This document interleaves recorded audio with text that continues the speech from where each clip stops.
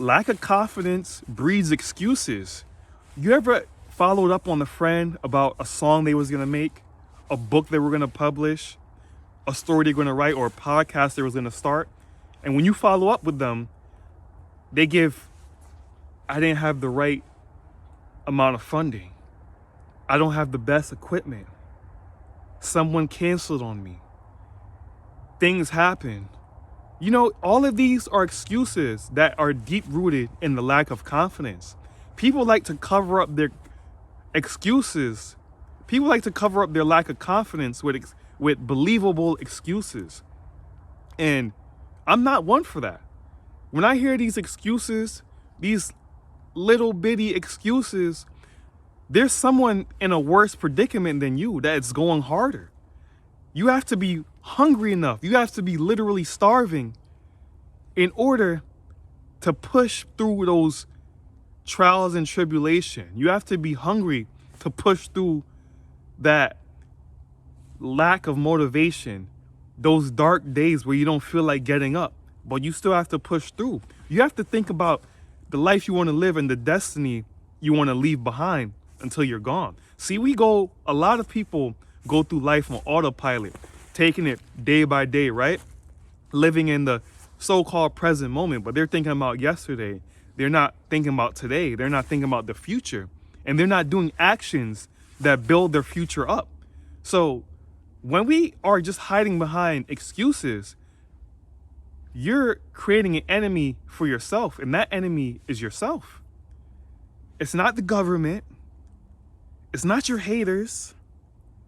It's not anything else.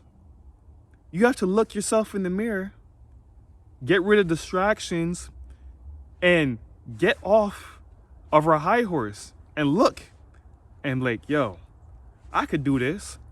I look at people, I look at other podcasts, and I be like, man, I should have started this YouTube years ago, but I was that person hiding behind excuses. Even since like 2017, right?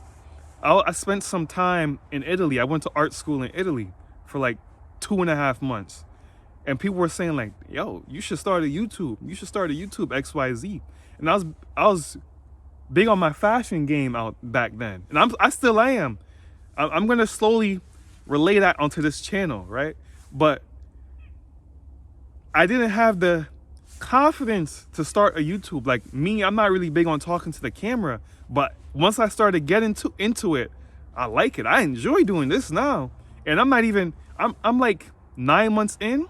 I'm not even 10 months in doing YouTube, seriously. So it's really a learning curve that we have to get over. And people fear that learning curve, or people just fear a failure. If it's not failure, it's like a learning curve they have to learn. They probably started low-key, not tell anyone like I did. You know, I was making videos, but they weren't good enough to publish, you know. I was just talking aimlessly, and it didn't have the, to reel people in.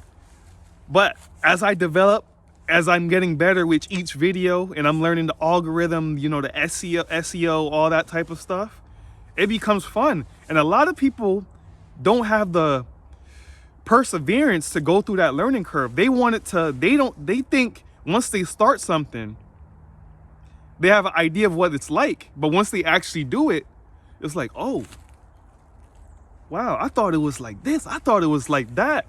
And that pushed them away.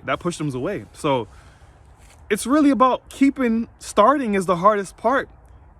And then if you have an end goal and you have this desire to finish what you start, you will become successful.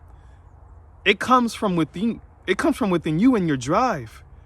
And when you have this drive, nothing else could really stop you but yourself. And you realize that after years of putting it away, after years of just not starting because of, any reason you want to give, any excuse you want to give, not the right equipment. I don't have a fan base. I don't know how to start. I don't know, people got I don't even listen to noise anymore. I just look at what people is doing. It's really You see, once you start producing, once you move from the consumer to the creator, you know, you start to realize and you start to give more respect to creators. It's not just talking to a camera. It's not just uploading videos. You don't see the back end when people don't feel like recording, or people in their personal life not supporting them. It's a lot of things going on behind this camera that the audience don't see. So those of you who are thinking about starting something but you're hiding behind excuses for your lack of confidence, you really have to start small. Don't think about the end point where you want to be. Do short-term goals.